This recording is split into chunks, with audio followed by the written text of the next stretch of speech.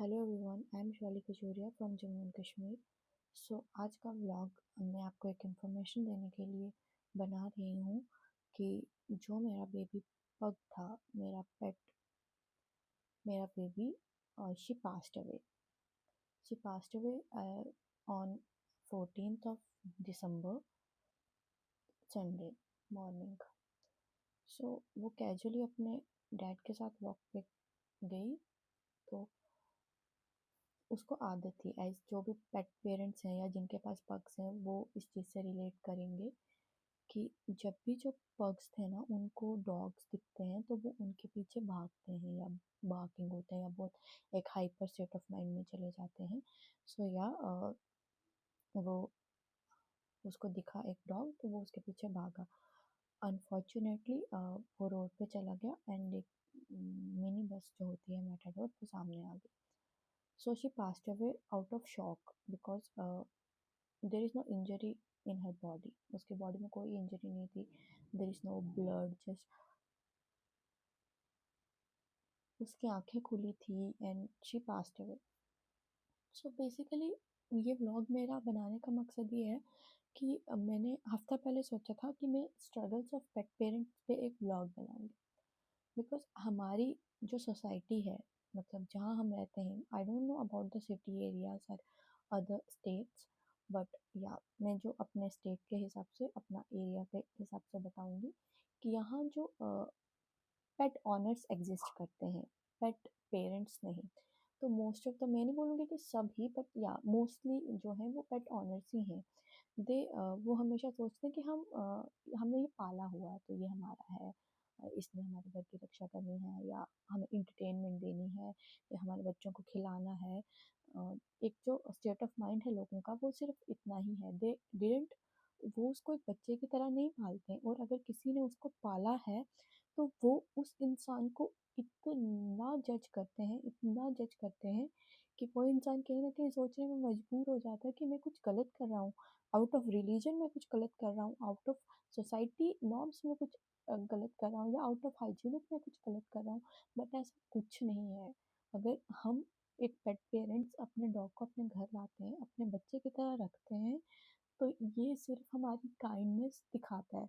और मुझे लगता है कि हर डॉग ये डिजर्व करता है कि उसको एक पेट पेरेंट मिले, ना कि एक पेट honour.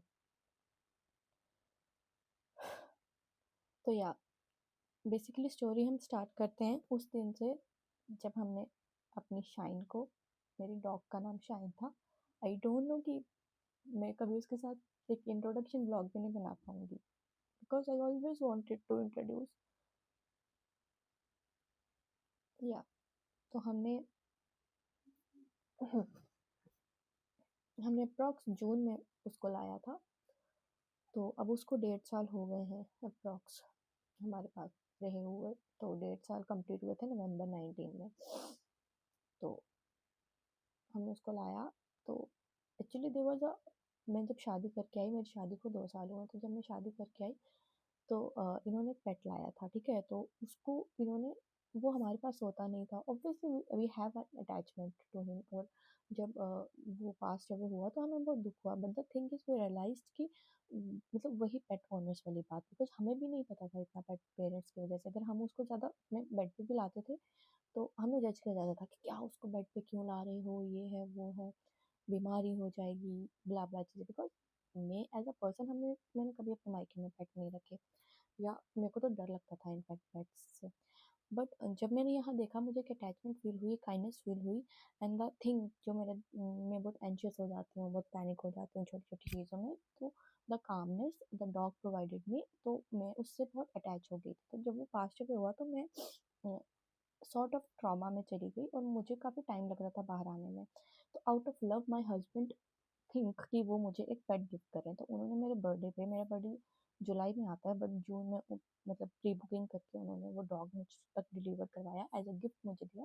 And for that I am saying literally कि मुझे एक मदरहुड वाला फील आया, मेरे को एक माँ वाला फील आया उसके लिए। और मुझे नहीं लगता कि मुझे वो फीलिंग किसी को एक्सप्लेन करने की ज़रूरत है। और अगर लोग इस पे हंसना चाहते हैं तो वो उस पे हंस सकते हैं, लेकिन मुझे आज लगता है कि मुझे ये चीज़ खुल के बोलनी चाहिए कि हाँ, आ सकता है आपको, एक जीव के लिए भी आपको माँ वाला प्यार आ सकता है, और आपका हक बनता है उसको अपने बच्चे की तरह रखना, उसको अपने बच्चे की तरह पालना।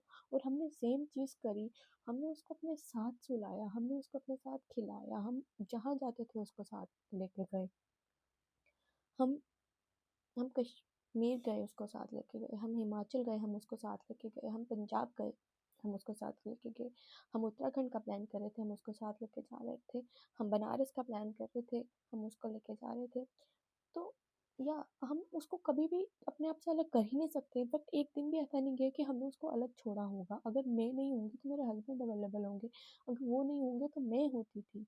But the thing beside us, okay I have my papa जो उसके साथ होते थे, otherwise there is no one जिसने लिटरली उसको कभी संभाला हो।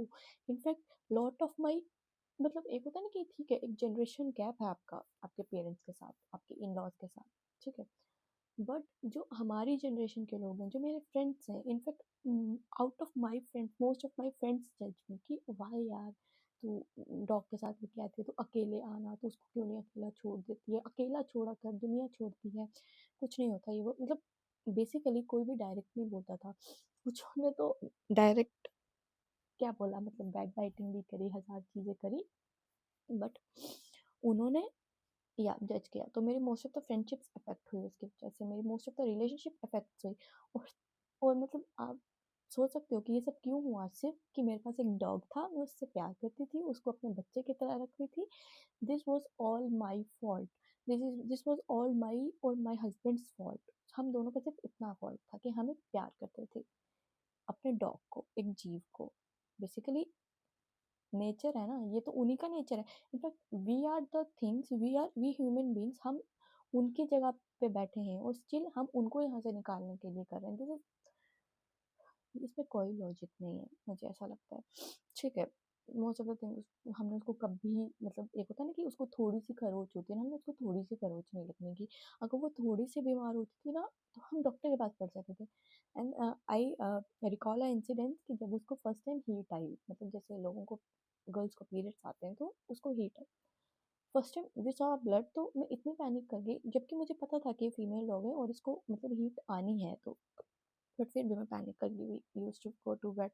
एंड हमारा जो वेट था ना वो भी हंसता था most of the time, they वो लॉफ्ट कि यार ये तो छोटी छोटी चीज़ें हैं आप ले आते हो, इतना पैनिक नहीं होना होता डॉग के लिए या कुछ। बट या हम नहीं एक्सप्लेन कर पाते थे कि हम उससे कितना प्यार करते हैं, हम कभी नहीं सोचते थे कि हम उसको खोएंगे। हम उसका बर्थडे सेलिब्रेट किया, हम उसका आने वाला बर्थडे सेलिब्रेट करने के हजार चीज़ें कर रहे थे। हमने उसके लिए सेंटा ड्रेस ऑर्डर किया था, हम 2026 में उसके साथ जाना चाहते थे। मोस्ट ऑफ द थिंग्स जो 2025 में हुई, बोलते हैं ना गरूर नहीं करना चाहिए, गरूर नहीं था, बट एक कहीं ना कहीं दिल में था कि नहीं, अ, निकल गया यार, निकल गया 2025, we are safe, we are with the family. बट नहीं पता था कि एंड ऑफ दिसंबर की जो दिसंबर थ्योरी है वो सही हो जाएगी, या और दिसंबर में ही हमने उसे खो दिया, हमने खो दिया। और कहते हैं ना दिसंबर के बिछड़े कभी नहीं मिलते, ये चीज़ रियलाइज करना या एक्सेप्ट करना इजी नहीं है, बट इट्स अ फैक्ट कि शायद हम कभी नहीं मिल पाए। मुझे नहीं पता मैं सबको कैसे कोप करूँगी, कैसे हील करूँगी एक टाइम के बाद, कैसे नॉर्मल होंगी इन सब चीज़ों से।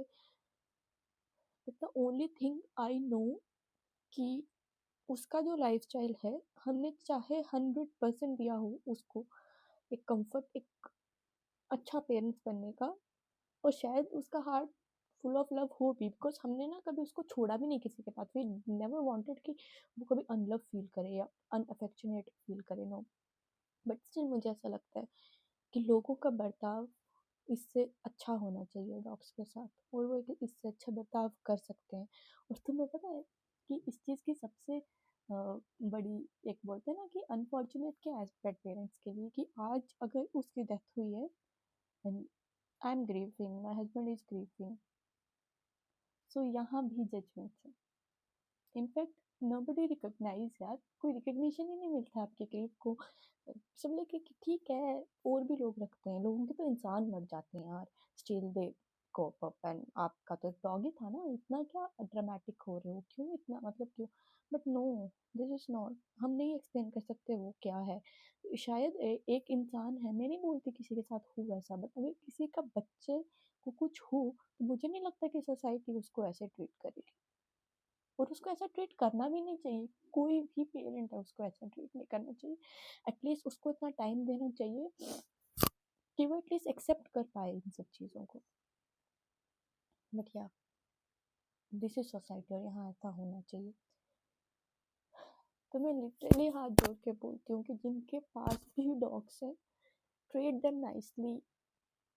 जो भी पेरेंट्स हैं जिनके घर में डॉग है, उनको अच्छे से रखो, क्योंकि उनकी ज़िंदगी इतनी सी है, आपको नहीं पता वो कब कब चले जाए, और उसके बाद आपको कभी नहीं दिखे। यू कांट डू एनीथिंग, तो कुछ कर ही नहीं पाते हो कभी उनके लिए।